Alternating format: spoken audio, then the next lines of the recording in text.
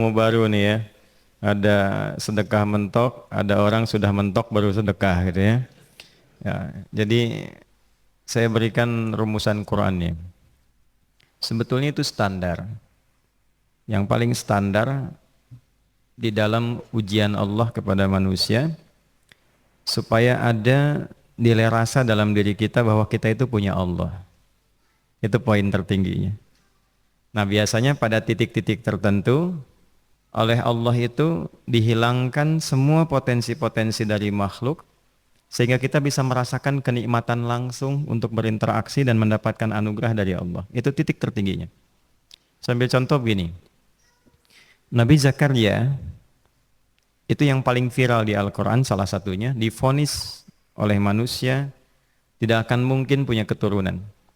Secara klinis mustahil karena istrinya divonis monofus dan mandul. Secara medis semua sudah angkat tangan. Tapi apa yang dilakukan? Nanti ini akan melahirkan rumus di Quran surah kelima Al-Maidah ayat 35. Nanti jadi rumus standar dari apa yang dialami oleh beliau ini. Di titik itu beliau menangkap isyarat bahwa ketika manusia sudah mengatakan tidak mungkin, itu tanda awal dari Allah supaya kita langsung memohon kepadanya karena Allah ingin memberi tanpa perantara siapapun. Maka dilakukanlah kemudian solat. Solat itu dalam bahasa Arab, terjemahan kitanya artinya sesuatu yang tersambung, terkoneksi. Karena itu saat kita sedang solat, kita sedang menyambungkan diri kepada Allah. Anta'budallaha ka'annaka tarah. Kata Mas Ihsan tadi. Kita menyembah Allah dan kita merasa diawasi, dinilai oleh Allah. Maka dalam solat itu beliau meminta. Ya, permintaannya viral. Qala rabbi habli min ladunka dzurriyyatan thayyibah innaka sami'ud du'a. Bahasa bebasnya begini, ya Allah, semua memvonis aku tidak akan mungkin punya keturunan. Sekarang aku memohon kepadamu saja yang tidak punya batas dalam pemberian. Nah, sebelum ke sedekah dengan harta, Allah mengajarkan dulu sedekahlah dengan tubuh kita. Karena tidak semua orang boleh jadi memiliki harta, tapi semua orang punya potensi untuk menggerakkan tenaganya untuk meminta.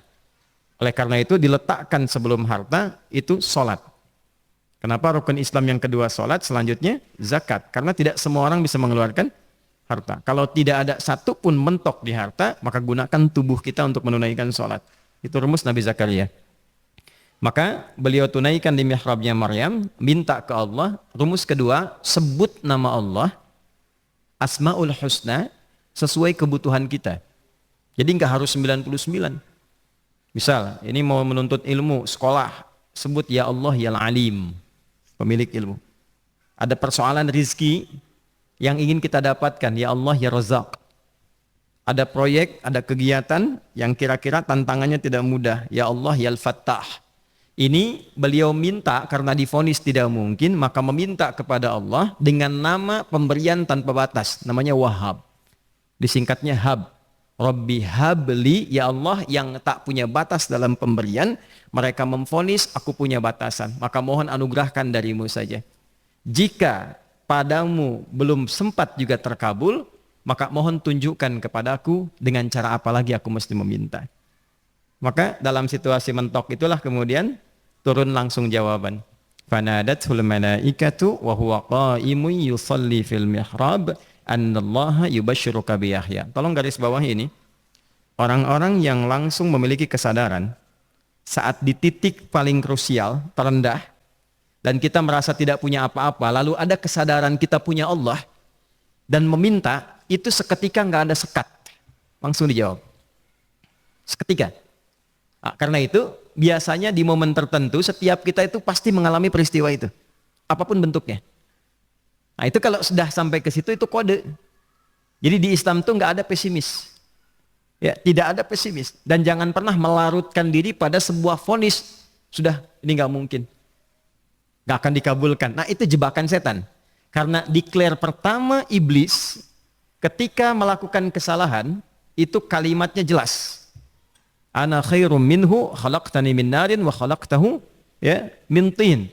Saya lebih hebat, lebih bagus. Allah nggak mungkin nggak mungkin ada ampunan lagi.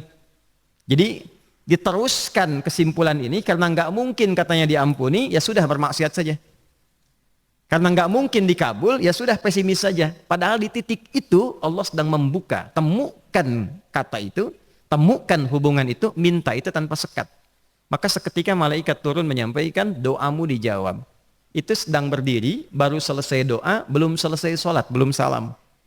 Turun malaikat mengatakan, Allah kasih kabar, kamu akan punya anak, langsung namanya dari Allah Yahya. Jadi Yahya itu pemberian Allah. Ya, pemberian Allah. Yahya artinya hidup. Yang mustahil menurut manusia, lahir seorang bayi dari rahim perempuan yang divonis menopause dan mandul, kata Allah jadi dan hidup. Nah, rumus itu nanti terus dialami oleh para nabi, puncaknya di era Nabi Muhammad SAW, nanti melahirkan panduan di Quran surah 5 ayat 35. Ya ayyuhalladzina amanu ittaqullaha wabtaghu ilaihil wasilah. Perhatikan kalimatnya dengan detail ya. Hei semua orang yang masih merasa punya iman. Tuh iman kita disentuh. Jadi kalau mengalami persoalan di titik nadir, terendah, itu yang disoal oleh Allah imannya dulu. Kamu masih punya iman nggak? Orang beriman nggak mungkin pesimis.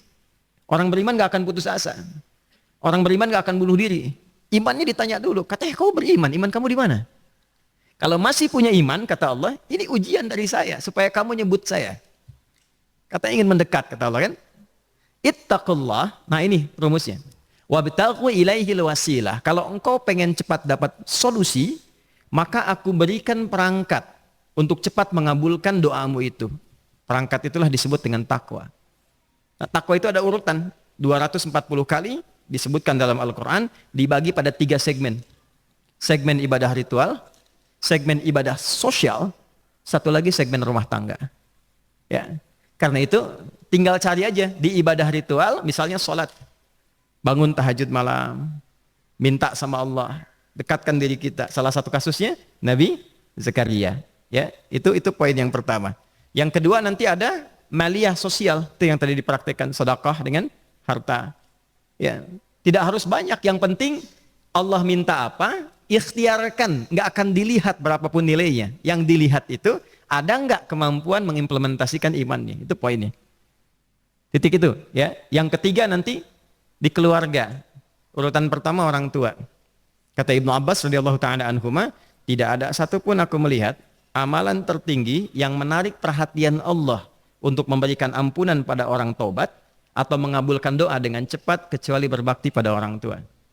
Dan kisahnya viral sekali di Al-Bukhari, 3 orang terjebak dalam gua, kemudian tertutup batu besar karena berteduh hujan, tapi tertutup batu besar. Lalu ketiganya mendorong, tidak pernah bisa mengeluarkan tenaga yang mampu mengeluarkan mereka dari batu itu. Gak bisa gerak. Satu di antara 3 orang ini mengusulkan, sudah, ini tanda dari Allah.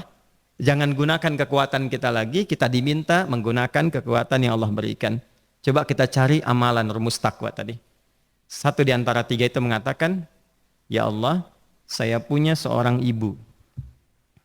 Setiap kali saya berangkat kerja, saya akan selalu siapkan hidangan untuk ibu, khusus untuk susu sebelum tidur, itu saya yang minumkan langsung kepada beliau. Itu berlanjut selama hidup saya seperti yang kau ketahui. Satu kali, saya pulang dari kantor, dari pekerjaan, ibu saya sudah tertidur. Sementara susu belum diminum. Dan kami putuskan tidak ada yang berani menyentuh susu dan minuman makanan kecuali ibu terlebih dahulu. Maka saya putuskan memegang nampan susu di samping ibu yang tertidur dan menunggu beliau bangun. Tiba beliau bangun tengah malam, saya berikan susunya tanpa saya katakan saya telah menunggu cukup lama untuk memberikan susu itu. Ibunya nggak dibangunkan, dibiarkan istirahat dengan nyaman, begitu bangun diberikan susu tanpa komen sedikit pun. Nggak bilang, mas sebetulnya udah lama tadi nungguin deh. Langsung diberikan. Seketika ibu senang istirahat dan lalu mengatakan pria ini, ya Allah, jika engkau ridha dengan amalku ini, maka mohon bebaskan kami dari kungkungan batu ini. Lalu ketiganya berikhtiar mendorong, yang tadinya tidak punya kekuatan, seketika batu itu menggelinding dan membebaskan 3 orang itu. Nah itu persegi dalil yang sebetulnya jadi pedoman hidup. Dalil itu kan pedoman bahasa Arabnya. Pedoman berkehidupan. Kita di Islam itu lengkap. Jadi kalau kita mengalami kasus itu dimanapun, ya, baik di kedudukan, di usaha, di pengetahuan, sudah mau ngapalin mentok, gitu ya, itu ujian.